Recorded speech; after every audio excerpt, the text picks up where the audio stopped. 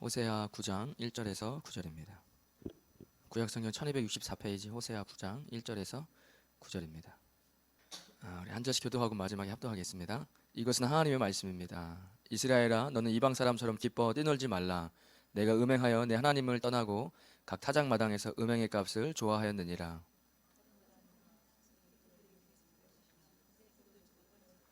그들은 여호와의 땅에 거주하지 못하며 에브라임은 애굽으로 다시 가고 아수르에서 더러운 것을 먹을 것이니라.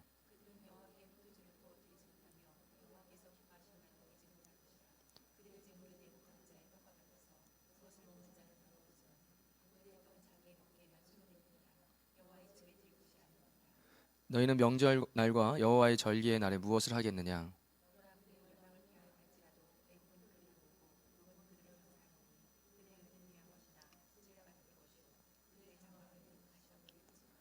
형벌의 날이 이르렀고 보응의 날이 온 것을 이스라엘이 알지라. 선지자가 어리석었고 신에 감동하는 자가 미쳤나니 이는 내 죄악이 많고 내 원한이 크민이라.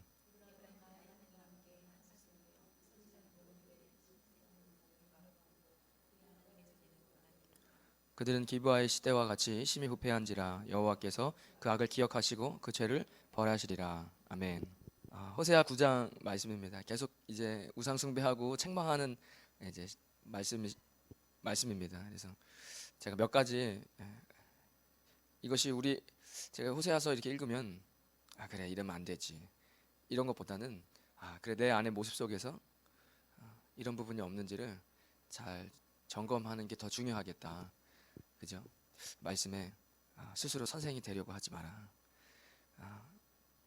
왜냐면 많은 것을 가르쳐야 하기 때문에 옳은 이야기를 하면서 본인은 그걸 지키지 못하면 그것이 화가 될 것이다라고 예수님 이야기하신 거거든요. 저는 그 말씀이 무슨 말인지 누구보다 잘 압니다. 왜냐면 성경을 보고 가르쳐야 하기 때문에 거기서 오는 그 갭을 계속 줄이려고 노력하는 거잖아요. 오늘 9장 말씀은 이렇게 시작합니다. 이스라엘아, 너는 이방 사람처럼 기뻐 뛰놀지 말라. 네가 음행하여 네 하나님을 떠나고 각 타작마당에서 음행의 값을 좋아하였느니라. 우상 숭배했으니 기뻐하지 말라고 이야기하고 있습니다. 우상 숭배했으니까 기뻐하지 마. 21절에 이렇게 시작하는데 이게 우리가 만약에 우상 숭배하지 않는다고 생각하면 이 말씀은 아무 의미가 없습니다. 우리에게. 그래서 제가 이렇게 좀 바꿔봤어요. 너 나를 의지한다고 신앙생활 한다고 하면서 너 돈을 의지했으니까 기뻐하지 마. 왜 그 돈 다 날아갈 거거든. 이렇게 저는 이렇게 들렸거든요. 1절이. 자, 우상 숭배하는 이스라엘들아, 너네 기뻐하지 마라. 왜냐면 너네가 음행의 값을 좋아했기 때문에 그래. 자, 타작마당이나 술틀이 그들을 기르지 못할 것이며 새 포도주도 떨어질 것이야. 이제 너네들의 비즈니스가 망하게 될 거야. 너네들 나한테 가지고 오는 예배도 드릴 수 없게 될 거야. 뭐 이런 지금 말씀이거든요. 제가 조금씩 반 정도 이렇게 좀 이야기했지만 만약에 농사 안 짓는데 나 하나도 안 무서운데 하나님, 그 뭐 밥 없으면 라면 끓여 먹죠. 뭐 지금 이런 수준이에요. 우리가 그 얘기 들으면 저기 무슨 말 이런 생각 하잖아요. 밥 없으면 라면 끓여 먹으면 되지 뭘 배고파 합니까? 이런 아이들이 이렇게 얘기한다 그러잖아요. 만약에 우리가 이 9장 말씀을 읽으면서 그런 우리에게 이런 마음이 안 든다면 그 마치 그 어린아이들이 얼마나 지혜 없고 지식 없는 겁니까? 너네 배고파서 그렇게 굶어봐야 알지 얼마나 농사 짓는 게 어려운 줄 알아? 막 그러면 그럼 밥 없으면 라면 끓여 먹으면 되죠. 뭐 이런 거랑 똑같은 거잖아요. 우상 숭배 안 하고 있다고 생각해요. 그 얘기가 계속 나와요. 9장에서도. 그래서 어쨌든 너네 즐거워할 필요 없어. 왜냐면 너네 돈을 의지했잖아. 너네 사람 의지했잖아. 너네 불안해했잖아. 내가 아버지라고 이게 굉장히 좀 그런 겁니다. 그 불안해한다는 것은 좋은 게 아니에요. 그럴 때 스스로 책망하십시오. 내 영혼아 어찌하여 낭망하느냐 이렇게 혼쭐을 내셔야 됩니다. 자기 스스로에게 굉장히 중요한 거예요. 기도하면서 또 사람 있는 데서 혼자 막 그러면 거의 정신 나간 사람 취급하니까 아니 기분이 자꾸 낙심되고 우울해지고 힘들다고 생각되면 혼쭐을 내야 됩니다. 스스로 내 입술을 선포해가지고 왜 네 영혼이 내 영혼아 왜 낙심하냐. 하나님께서 나를 지켜봐주고 계시고 내가 부르짖으면 주님께서 나와 함께 하시고 우주 만물을 창조하신 그분께 나의 아버지 되시고 나에게 힘내라고 얘기하시는데 왜 그것을 듣지 않고 스스로 세상 말 듣고 자신의 속삭이는 사단의 말을 들어서 왜 낙심하느냐 하고 막 소리 지르셔야 돼요. 기도하시면서 지금 뭐 하고 있는 거냐라고. 저도 그럴 때가 있어요. 그러면 조금 마음이 나아지죠. 돈을 의지해서 나를 섬긴다고 하면서 사람 의지했지 안 봐도 비디오예요. 사람 눈에도 보이는데 하나님 눈에 안 보이시겠습니까? 특별히 다 보여요. 저만 보이는 게 아니잖아요. 여러분들도 여러분 내 안에 있는 연약한 모습을 상대방이 똑같이 하고 있을 때 기분이 나쁘죠. 당연한 겁니다. 그게 당연한 거예요. 내 안에 아직 숙련되지 못한 연약한 부분을 나는 어떻게든 감추고 있는데 공동체 안에 누군가가 그 행동을 한다. 그러면 아주 그게 보기 싫은 거예요. 그래서 너무 심하게 상대방을 정죄하는 사람 보면 그 사람이 같은 부류의 사람입니다. 그래서 잠깐 나는 안 그랬으니까, 드러나지 않았으니까 그것을 이제 정지하는 거죠. 그러면 안 됩니다. 돈을 의지하고 사람 의지했으니, 불안해했으니 너는 이제 기뻐할 필요 없다. 2절에는 왜냐하면 너네 소출이 이제 없어질 것이다. 그리고 농사짓고 또 비즈니스 해가지고 열심히 해서 땀 흘려서 수익을 내는 것이 지금 문제가 있냐, 그 얘기가 아니잖아요. 그죠? 누구는 왜 이렇게 사람 의지하는지 모르겠어요. 그래서 세상에는 세상의 방식이 있어요. 세상의 질서가 있습니다. 그 질서에 어떻게든 한 자리 해보려고 그래 사람들 의지하고 사람 만나서 그 사람이 날 나중에 도움이 될 거야 하는 그런 것과 그러면 예수님 잘 믿는 사람들은 사람 다 무시하고 그러는 건가요? 그렇지 않아요. 똑같이 사람을 사랑하고 존경하지만 달라요. 예수님을 의지하는 사람에게 나타나는 사람에게 사랑을 주고 존경해주고 또 좋은 관계를 맺는 것과 그 사람이 가지고 있는 권력과 정치적인 힘과 경제적인 힘 안에서 어떻게든 한번 한 자리 해보려고 그래 그러면 내가 돈 많으니까 나한테 잘 보이는 것 같으니까 내가 회사 많은데 그거 하나 차려줄 테니까 하나 해봐, 이런 거 하나 받으려고 그런 거잖아요. 그런 거예요. 자, 여기가 흔히 얘기하는 사장님이라고 불리지 않고 필리핀의 사회에도 회장님이라고 불리는 사람들이 있어요. 예수님 안 믿고. 그런 사람들 밑에 많아요. 이런 경제하는 사람들. 왜 그런지 아세요? 그 사람이 크게 할 때 하나 또 오픈하면 사람이 필요하거든요. 거기 바지 사장. 그거라도 하나 받으려고 그 사람 밑에서 고개 숙이는 것과 내가 하나님 섬기면서 주님 앞에서 하면서 관계를 유지하는 것과는 다르다니까요. 하나님 유지하는 사람은 세상 사람이랑 막 적대시하고 무시하고 그러지 않아요. 뭐가 다른 거냐? 뭐가 다르죠. 하나님이 나의 아버지이고 하나님이 나의 왕이신 것과 그 사람이 나에게 도움을 주는 것과 그리고 돈이 있어야 내가 안정감을 느끼는 것과 어떻게 똑같습니까? 지금 그거 얘기하시는 거잖아요. 네가 돈을 의지했으니까 별로 기뻐할 필요 없어. 지금 돈 생겼다고. 왜냐면 그 돈 다 사라질 거야. 근데 사람 의지했는데 그래 한 자리 했네 이제 기뻐할 거 없어. 그 자리에 단번에 사라질 거야. 독수리가 음식을 낚아채듯이. 너네 불안해했지. 나 의지하지 못하고 그렇게 불안해했는데 더 이상은 못 봐주겠다 이제. 그 불안하게 생각했던 게 너의 인생에 임할 거야. 뭐 이런 얘기로 저는 들리거든요. 호세아가 지금 이스라엘 향해서. 3절에 그들은 여호와의 땅에 거주하지 못하며 에브라임은 애굽으로 다시 가고 아수르에서 더러운 것을 먹을 것이니라. 지난번에 말씀드렸습니다. 세상 의지했고 그리고 이 역사 속에서 이스라엘 보면 어디에 붙어야 될까 왔다 갔다 하고 있는 모습들. 하나님은 온데간데 없어요. 마치 이런 것들을 제가 볼 때 누군가는 그렇게 볼 수 있겠죠.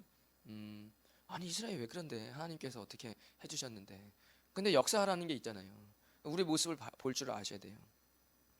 우리의 삶에서 그런 일은 없었는지, 세상에서 일하는 것과 내가 주일날 와서 예배드리는 것은 별개라고 생각하는. 이스라엘이 딱 그런 거거든요 지금. 그래 절기 때 하나님 명령하신 절기나 이런 때 그 예배 드리는 거지 뭐. 그것과 국제사회 정치는 다른 거지. 지금 애국과 아수르 어디에 지금 한국은 진작에 그렇게 됐죠. 제가 볼 때는 어떻게 한번 진짜 냄비 근성이 있어서 그런지 뭐 어떻게 한번 찬란하게 세계 선교 좀 해보나 했더니 그냥 바로 그냥 꺼져버렸어요. 지금 대한민국에 무슨 국제사회에 하나님 찾고 있습니까? 필리핀은 그래도 대통령이 하나님께 기도라도 하자고 얘기해요. 방송에 나와서. 대한민국 그런 얘기하면요 미친놈 소리 들어요. 정치인이. 기독교인인데 본인 입에서 대통령, 지금 우리나라 대통령이 만약에 어려운 시기니까 하나님께 기도합시다라고 이야기해 보십시오. 미친놈 소리 듣습니다. 지금 우리나라의 현실을 알겠습니까? 필리핀이 나을 수도 있어요. 어쩌면. 어려운 시대입니다. 그러면 그래도요 목사님, 한국은 국제사회 위치가 있고 경제가 지금 수준이 있죠. 필리핀이랑 비교하십니까? 그럼 미국은 왜 얘기합니까? 미국 대통령은 왜 얘기해요? 미국 대통령도 얘기합니다. 하나님께 기도하자고. 우리나라가 지금 어떤 수준인지 보셔야 돼요. 여러분 영적인 수준을 보셔야죠. 뭐 경제적인 수준이 뭐가 좀. 일본은 그럼 잘 못 삽니까? 일본도 경제적 수준이 얼마나 우리랑 비교 안 돼요. 엔화의 파워는. 전 세계 원하고 원이 뭐야? 라고 얘기할 텐데요. 뭐 위안 얘기하는 겁니까? 얘기할 텐데 원화의 파워가 어디 있습니까? 전 세계 사람들 코리아 모르는 나라도 많아요. BTS 때문에 이제 좀 알게 됐지만 그 통탄할 일입니다. 지금 그것이 우리나라가 왜 저렇게 된지 아십니까? 이게 다 우리랑 관련이 있어요. 왜? 우린 대한민국 사람이기 때문입니다. 오늘 공교롭게 필리핀 사람이 안 나왔는데 새벽에 이거는 관련이 있는 거예요. 이 대한민국이 이렇게 된 것이 마치 남나라 얘기하면 안 됩니다. 우리가 대한민국입니다. 여러분 다 국민 초록색깔 여권 쓰고 계시잖아요. 꼭 여권 아니 안 쓰시더라도 대한민국 사람이잖아요. 그러니까 대한민국의 국력은 우리의 수준이에요. 대한민국의 경제력은 딱 우리의 경제력 수준이 맞물려 평등이 나오는 거잖아요. 그럼 지금 대한민국의 이런 하나님 앞에서의 우상 숭배하게 된 결과는 다 우리가 모여가지고 그 수준이 된 겁니다. 그러니까 주님 앞에 우리가 가슴을 치며 기도해야겠죠. 마치 목사님이 사회생활 못 해봐서 몰라서 그래요. 밖에 나가서 얼마나 힘들게 일하는데요. 세상 사람들에서. 그래 회사에서 일하는 거랑 주일날 와서 예배드리는 건 다른 거예요. 목사님 몰라서 그래요. 비즈니스 하는 거랑 교회 와서 예배드리는 건 다른 겁니다. 목사님 몰라서 그래요. 그 얘기하고 있는 거예요. 이스라엘이 애굽과 아수르에 그렇게 붙어가지고 우상숭배 하게 되는 과정에 주님께서 너네들의 예배에 무슨 의미가 있냐? 너네 그렇게 생각하잖아. 일주일 내내 세상 사람들처럼 살고 세상 사람들이 좋아하는 것처럼 살고 세상 사람들이 원하는 거 다 똑같이 누리면서 그래야 나도 좀 뭐가 된 것처럼 똑같이 살면서 너네들이 세상과 다른 게 뭐냐? 주일날 와서 예배드리고 헌금하는 거 그거 얘기하시는 거예요. 선지자들이. 4절에 그들은 여호와께 포도주를 부어 드리지 못하며 여호와께서 기뻐하시는 바도 되지 못할 것이라. 그들의 재물은 애국하는 자의 떡과 같아서 그것을 먹는 자는 더러워지나니 그들의 떡은 자기의 먹기에 만 소용될 뿐이라. 여호와의 집에 드릴 것이 아님이니라. 부정해진 상태에 주님께서 예배도 받을 수 없고 그 재물도 받을 수 없다라고 이야기하십니다. 그 여호와께 포도주를 부어 전제를 이야기하는데 소출이 없으면 그것을 드릴 수 없는 거죠. 이제 그렇게 될 거라는 겁니다. 그런 호세아를 통해서 예언하신 거예요. 5절에 너희는 명절날과 여호와의 절개날에 무엇을 하겠느냐. 제가 지금 이야기한 부분들입니다. 우리에게는 여호와의 절기가 주일이지요. 중요한 날입니다.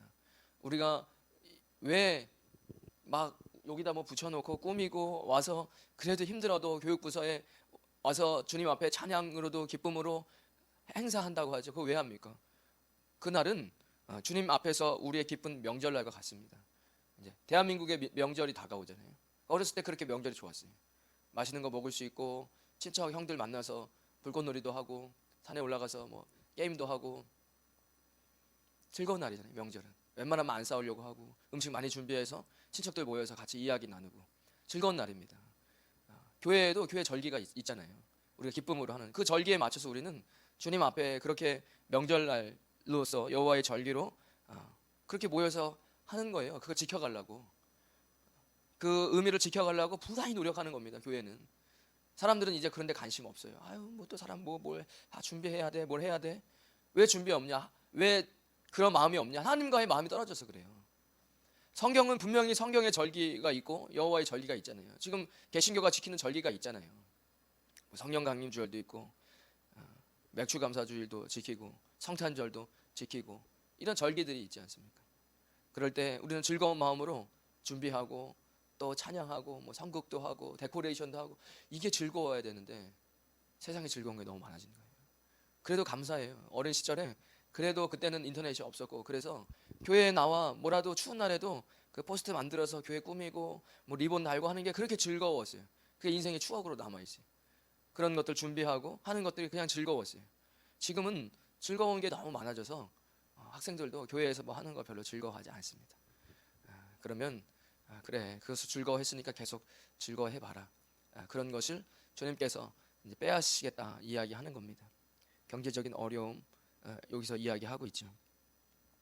두 번째는 절기에 대한 마음이 사라져버린 것들, 그것에 대해서도 이야기하고 있습니다. 6절에 보라 그들이 멸망을 피하여 갈지라도 애굽은 그들을 모으고 노브는 이 이집트의 북이집트의 수도입니다. 노브는 그들을 장사하리니 비즈니스 장사는 아니고 죽었을 때 장사 이야기하는 겁니다. 그들의 은은 귀한 것이나 찔레가 덮을 것이요 그들의 장막 안에는 가시덩굴이 퍼지리라. 이것은 이런 거죠. 그래, 그런 상태가 돼버려서 돌아오라 해도 돌아오지 않아. 그럼 너에게 심판이 있을 거야. 그래, 뭐 심판이 있겠죠. 그게 가시처럼 너희들을 찌를 거야. 그래서 너의 인생은 아파질 거다. 이렇게 좀 설교를 하자면 할 수 있을 것 같습니다. 이렇게 뭐 가시덩굴 찔레가 덮고 장막 안에는 가시덩굴이 퍼진다. 여러분 가시에 손톱에 가시가 박혔다고 생각해 보십시오. 얼마나 아프고 그리고 성가십니까? 그런 아픔들이 주님을 떠나면 생기는 겁니다.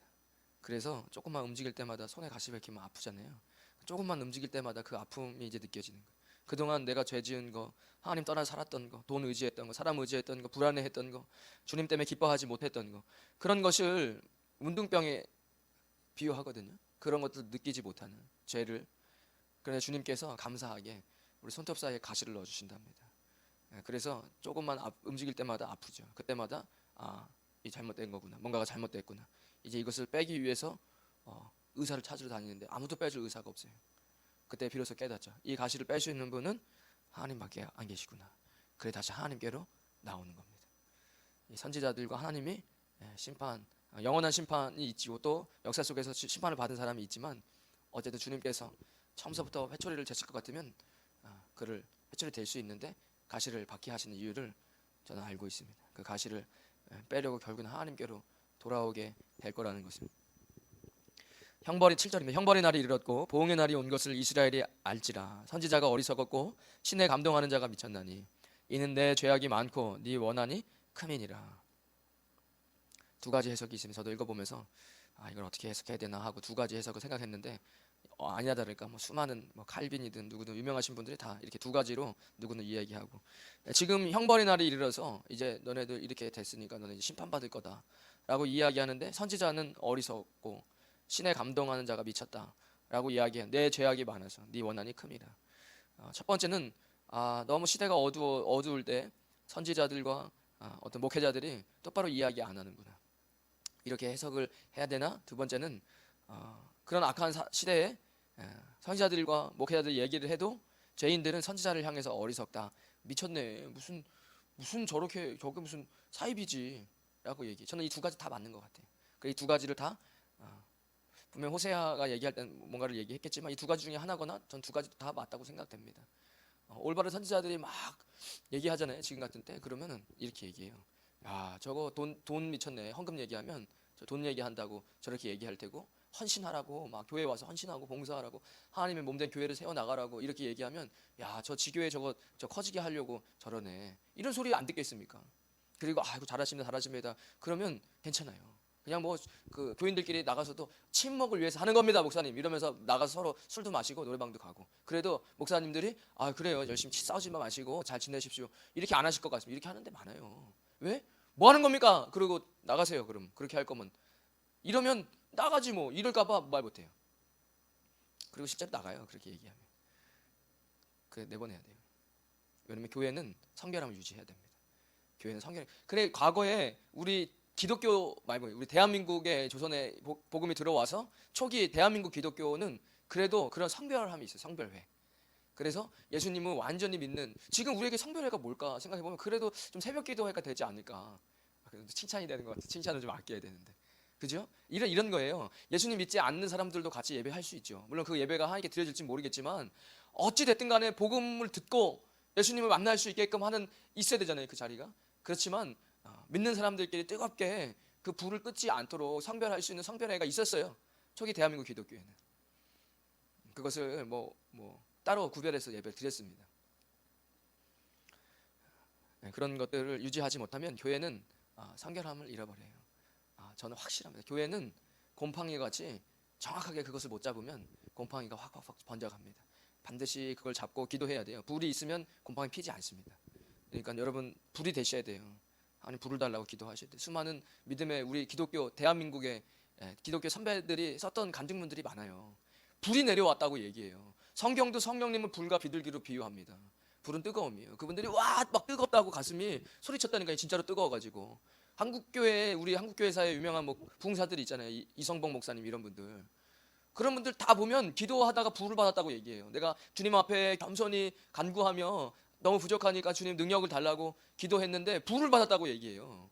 불을 받으니 가슴이 뜨거워가지고 불타버리는 것 같다고 몸이.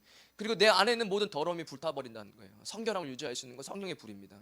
그게 있어요. 이제는 우리가 사모해야 됩니다. 지금 너무 세상이 어두워졌어요. 어둡다. 그리고 너무 냉동실처럼 됐습니다. 우리 스스로 이 냉기를 이기려면 성령님의 불이 있어야 돼요. 그래야 가슴이 갑자기 뜨거워지면서 그 힘으로 살 수 있는 겁니다. 그것은 노력으로 되는 게 아니에요.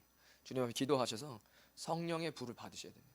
이게 무슨 한때 어떤 교단에서 이야기한 저는 그게 아니라는 거 알아요. 이선봉 목사님 저희 순복음교도 아니에요. 그때 순복음이 없었어요, 대한민국에. 성결교대는 이선봉 목사님 유명하신 분이셨으니까. 예.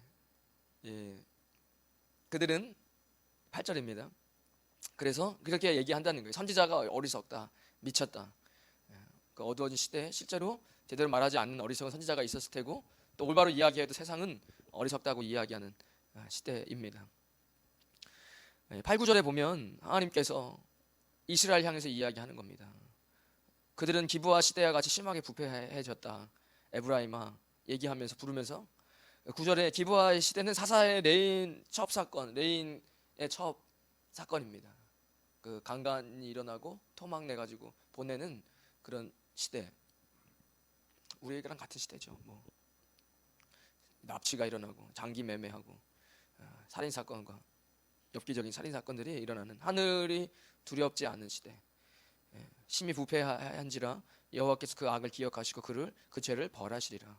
저는 많은 국가들이 이 부패와 정의를 이야기하는데 사실은 많은 이제 점점점 야 먹고 사는 게 다가 아니구나, 공부가 다가 아니구나, 개인의 문제가 다가 아니구나, 정말로 이제는 큰 일을 좀 해봐야 되겠다. 그럴 수 있어요. 인류는 그렇게 하면서 진보해 왔다 이야기하는데, 그런 어느 때가 되면 그럴 수 있겠죠. 왜냐면 사람은 계속 이상을 생각하며 살아가니까.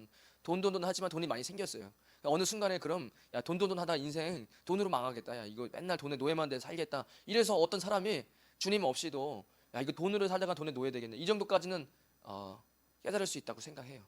조금 그래도 철학이 있고 좀 역사를 알고, 그래서 예수님 안 믿는 사람도 돈 하다가 야 돈에 노예돼 살 수는 없겠다, 이런 생각까지는 할 수 있다고 생각이 돼요. 그러면 더 이상적인 걸 생각하다 보면 분명히 정치하는 것까지는 갈 거예요. 그러다 어떤 사람 이제 좋은 성인들이 있잖아요. 어쨌든 예수님 안 믿어도 그 정치에도 이거 정치하다가 야 정치에 노예되겠다, 야 이래가지고 그걸 뛰어넘는 사람이 저는 있을 수는 있다고 봐요. 많지는 않겠죠. 이제 정말 소수겠죠. 그리고 나서 그들이 생각하는 게 이제 정의란 말입니다. 이 땅의 정의를 어떻게 세워나갈까, 어떻게 인간을 더 의롭게 할 수 있을까라고 하는데 방법이 없어요. 제가 아무리 생각해도 방법 없습니다. 왜? 인간이 죄인이기 때문에. 그럼 계속해서 진짜 채찍 하나, 옛날에 무슨 영화에서처럼 뭐 하나 잘못했을 때마다 채찍을 딱 방에 들어가가지고 자기 등에다 채찍을 팍 하더라고요. 오늘 지은 죄 해가지고 팍 주님 앞에. 이상한 종교가 돼버린 거죠. 카톨릭의 이상한 종교가 돼버리는 거예요. 역사 속에 그런 데 있었어요. 왜 그럴까요? 그거 노력한 거예요. 뭔가 정의를 이루기 위해서 내가 정의로워야 되고 그래야 되는데 그게 안 되는 거예요. 그러니까 그날 잘못했던 거 가서 채찍에다가 자기 등을 막 때리는, 어떤 영화에서 제가 본 것 같아요. 이렇게밖에 안 되는 거예요. 그러니까 예수님 안에서 정의가 세워지지 그 외에는 안 돼요. 제가 요즘 뉴스 보면은 막 화가 나가지고 얘기를 안 하는 게 낫습니다. 아무튼 이런 상태의 기브아 시대를 이야기합니다. 지금이 꼭 그런 시대 같습니다. 제가 볼 때 10절에 옛적에 내가 이스라엘을 만나기를 광야에서 포도나를 만남같이 하였으며 너의 조상들을 보기를 무화과 나무에 처음 맺힌 첫 열매를 본같이 하였거늘 그들이 바알보올에 가서 부끄러운 우상에게 몸을 들임으로 저희가 사랑하는 우상같이 가증하여졌도다. 하나님께서 기쁨이 슬픔이 되었다고 이야기하십니다. 지금 이 광야에서 포도를 만나는 것이 얼마나 기쁜 것입니까? 이스라엘 만나기를 광야에서 포도를 만난같이 하였답니다. 그 광야에서 포도를 만나는 얼마나 기쁩니까? 또 무화과 나무를 심었는데 거기서 나오는 첫 열매가 얼마나 기쁨이 됩니까?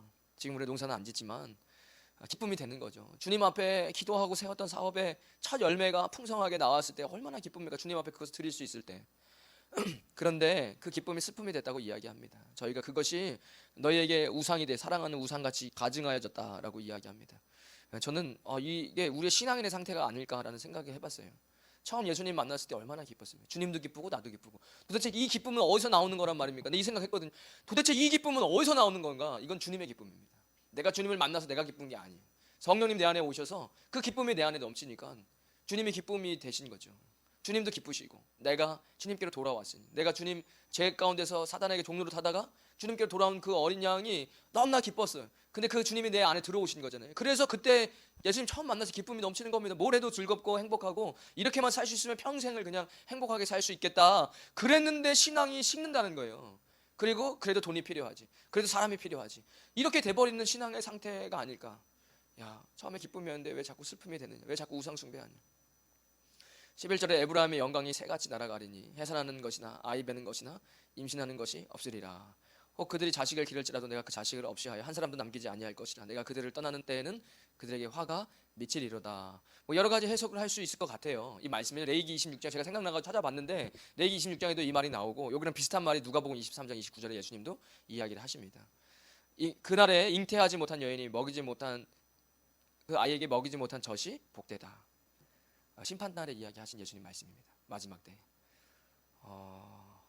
여러 가지 해석은 할 수 있겠지만 제가 그냥 문자로 해석을 하자면 요즘에 플라스틱 때문에 아이들 환경오염 때문에 임신이 잘 안 된다고 이야기하는데 레위기에서도 그리고 누가복음 23장에 예수님께서도 그리고 오늘 이 본문에서도 이 세 가지 말씀이 비슷한 맥락으로 이야기를 하고 있는데 결국 심판을 받아야 할 때 이미 세상은 많이 오염됐고 영적으로 오염돼서 우상숭배하고 음란해졌고 하나님 떠나고 다른 신을 섬기고 그럴 때 주님은 심판을 이야기하시고 그때 이야기하고 있는 저주가 이 아이가 없는 겁니다. 아이가. 그래서 저는 지금도 플라스틱 때문에 아이가 없다고 제가 이거 본문 보면서 생각하지 않는다고 다짐했습니다. 왜냐면 이 구약의 레위기 당시는 훨씬 더 오래전이고 신약에 와서 예수님도 이야기를 했을 때는 심판 때를 얘기하는 거거든요. 왜 심판받지? 생각해보면 범죄하고 음란해져서 이제는 심판을 받아야 되는 거거든요. 그 심판이 역사의 정말 마지막 끝으로 가는 대심판이든 아니면 다시 서큘레이션이 돌아가지고 사사시대처럼 다시 회복이 있을지라도 어쨌든 죄가 만연한 상태에서는 아이가 안 생긴다. 그건 성경이 이야기해주고 있는 겁니다. 그것을 축복과 저주라고 레위기 26장에 이야기하고 있습니다. 예수님께서 그날의 힘든 날, 그 심판날은 힘든 날이기 때문에 그것이 복되다라고 이야기합니다. 그날에 아이를 임신한 여인에게 화가 있다 이렇게 이야기합니다. 그죠? 도망쳐야 하고 자기 몸 하나 추스르기도 힘든 그 심판 가운데 아이를 뵌 것이 화다라고 이야기하는 겁니다. 11절에 에브라임의 영광이 새같이 날아가리니 해산하는 것이 아이 베는 것이나 임신하는 것이 없으리라. 혹 그들이 자식을 기를지라도 내가 그 자식을 없이 하여 한 사람도 남기지 아니할 것이다. 내가 그들을 떠나는 때에는 그들에게 화가 미치리로다. 주님이 떠나시면 우리에게 화가 있죠. 주님이 우리의 구름 기둥 불 기둥입니다. 주님 없으면 하루도 못 삽니다. 13절에 내가 보건대 에브라임은 아름다운 곳에 심긴 두로와 같으나 그 자식들을 살인하는 자에게로 끌어내리로다. 여호와여 그들에게 주소서. 무엇을 주시려 하나이까? 아이 베지 못하는 태와 젖없는 유방을 주시옵소서. 저주입니다. 왜 그럴까 제가 생각을 해봐도 다음 세대가 어차피 더 음란해질 텐데 라는 생각밖에 전 들지 않아요. 다음 세대가 소망이 없어지면 그러면 제가 얘기해요. 지금 요즘에 아이팬 우리 중고등부 애들도 한국 애들도 같이 예배 드리는데 제가 조금 아니다 싶으면 되게 호되게 얘기합니다. 왜냐면 어차피 버려져요. 그렇게 해서 걔네가 예수님 못 믿고 그래 세상 사람들 만나 결혼해서 세상으로 가면 어차피 버려져 심판받을 거 그건 완전히 지옥 갈 건데 지금 제가 강도를 높여가지고 똑바로 너네 예배 똑바로 드려. 성경책 갖고 다니고 스마트폰 성경 꺼내든지 지금 성경 읽고 있는데 딴짓하고 있으면 제가 엄청 뭐라 하거든요. 아이팬 애들은 또 엄청 어느 정도로 뭐라고 하냐면 저러다가 떠날 수도 있겠는데 할 정도로 지금 강도를 올려요. 왜 그런 생각을 하냐면 어차피 제가 얘기를 그렇게 안 하면 어차피 세상으로 떠나요. 그러면 끝이에요 그걸로. 그렇잖아요. 지금 저렇게 상태로 가다가는 어차피 세상으로 가게 되면 그러면 완전히 끝나버릴 텐데 그래도 얘기한 게 마음에 하나님께서 역사하시면 어떻게 되냐면요 귀에 계속 맴돌아요. 저는 그런 경험이 있어요. 누군가가 하나님의 종이 책망을 강하게 했을 때 누군가는 저기 무슨 목사가 저렇게 얘기를 해가지고 교회 안 나가 이럴 만한 얘기지만 그 말소리가 계속 하루 종일 맴돌아가지고 내가 이러다 죽지, 내가 이러다 혼나지, 내가 이러다 인생 망하지, 계속해서 너 그러면 안 돼, 그러면 안 돼, 이게 계속 맴돌아서 결국에는 주님 앞에 똑바로 살아야 되겠다 이렇게 되는 경우가 있거든요. 사람이 얘기해서 그렇게 됩니까? 주님께서 역사하시는 거죠. 그런데 어차피 물을 흘러가듯이 망하는 걸 보면서 그걸 가만히 있으라고요? 그거는 그럴 수 없는 거예요. 그렇잖아요. 가만히 냅둬도 어차피 예배 안 나오는데 그러면 지금 예배 안 나오려고 하고 있는 애들한테 뭐라도 정신 번쩍 차리게 똑바로 살라고 그러다 지옥 갈 거라고 얘기를 해야 걔도 정신 차리고 교회를 나올 거 아닙니까?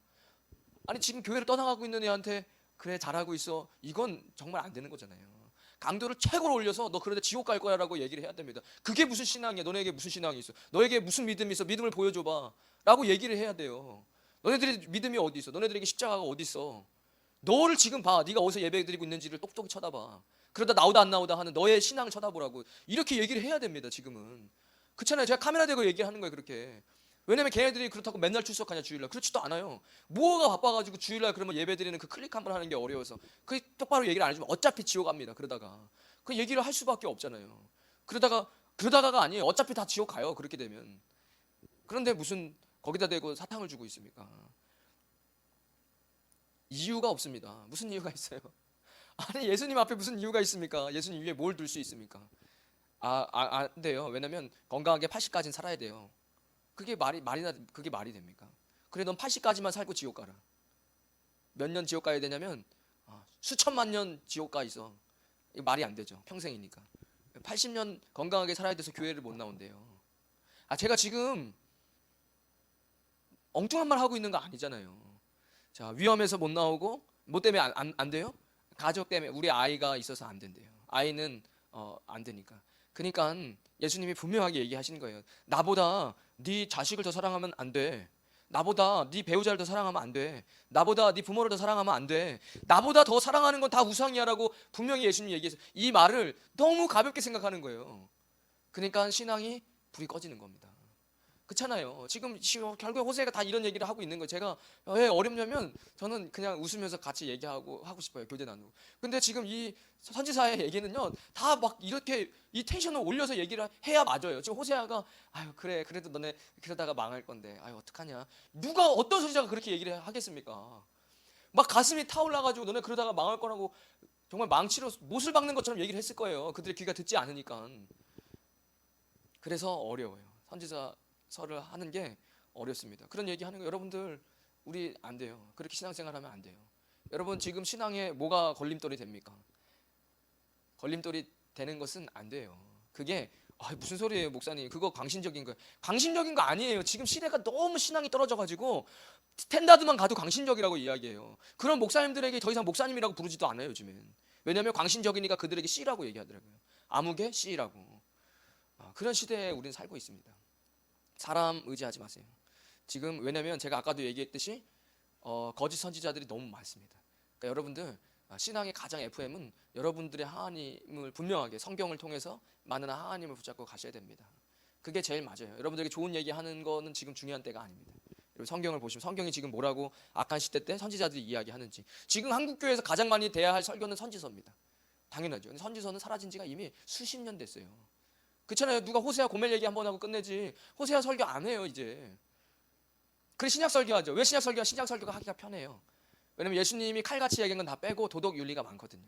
예수님이 그렇게 얘기한 거 아닌데도 그렇게 해석하기 좋아요. 인권 해석하기 좋고. 그러니까 어려워요. 여러분들 뭐 때문에 타협합니까 신앙이? 그것을 하나님께서 뺏어가실 것이다. 망하게 될 것이다. 기뻐할 필요 없다. 그것 때문에 어려워질 것이다. 이야기합니다. 두 마음을 품으신 것을 없애야 됩니다. 제일 중요합니다. 신앙인에게 두 마음. 10장 내일 볼 때 10장 시작이 바로 너네 두 마음을 품었다라고 이야기합니다. 두 마음 품으시면 안 돼요. 돈, 명예, 레저, 스포츠 이런 거 놀러 다니는 거 그거 다 두 마음이에요. 제가 볼 때는. 하나님 충분히 좋은 거 주세요. 여러분 하나님께 충분히 여러분들 여행 가게 해주세요. 하나님 충분히 가족들끼리 좋은 시간 보내게 해주세요. 하나님이 해주시는 것과 내가 우상이 돼서 그렇게 남들 다 그렇게 사는 게 좋은데 우리 남편 우리 아내는 왜 이런 게 못하지 해가지고 그게 우상이 되면 거기에는 즐거움 없습니다. 거기엔 늘 목마름만 있어요. 남들은 더 좋은 데 가는데 우리는 이거밖에 못하는 이거밖에 없어요. 주님이 우리에게 주시는 좋은 시간이 있어요. 여행도 있고 전 아직도 기억해요. 제가 그것 때문에 기도 많이 했고 주님께서 딱 그렇게 해주실 때마다 저에게 사인을 주세요. 왜냐면 내가 그것 때문에 저 한 주에 좀 못 돼요. 제가 그때 부끄러운 거지만 그런 게 몇 개 중에 있었어요. 주님 좀 좋은 데 구경하고 싶은데 주님 정도 되면 맨날 교회에서 예배만 드려야 되는 거 아닙니까? 제가 그렇게 주님께 기도한 적이 있어요. 주님께서 분명히 저에게 내가 좋은 데 너 보내줄게 라고 약속을 했기 때문에 주님이 하물며 제가 우리 동기들 예전에 졸업하기 전에 유성온천 갔어요.